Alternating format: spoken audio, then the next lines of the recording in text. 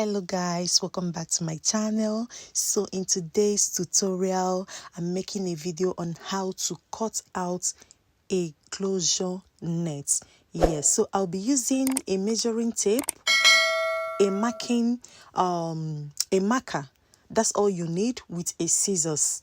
So now I have to place the measuring tape on the net just to measure the exact length I want.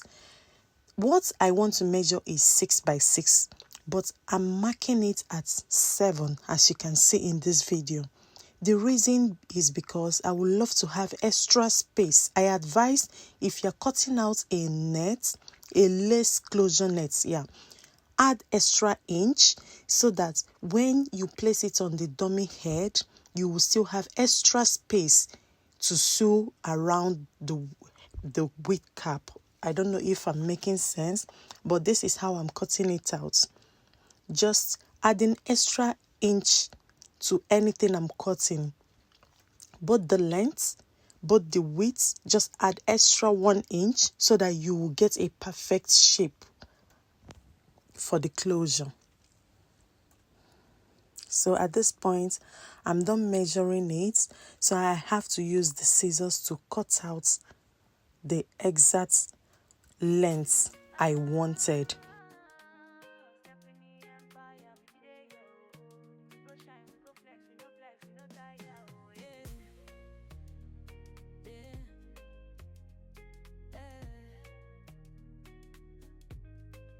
See my hair, they bounce.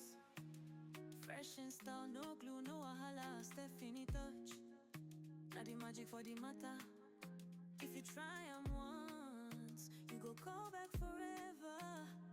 Baby, shake your body, make I see you whine. Whine up. New week, day your head, make you shine.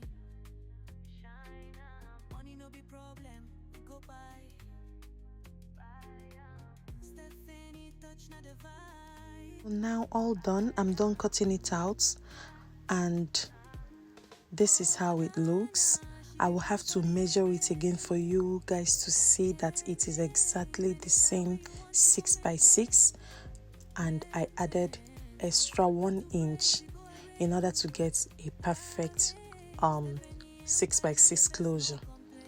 So here I just have to trim out the excess part of the net just to make sure they are of equal length. So guys, if you find this video helpful, kindly subscribe and turn on the notification button.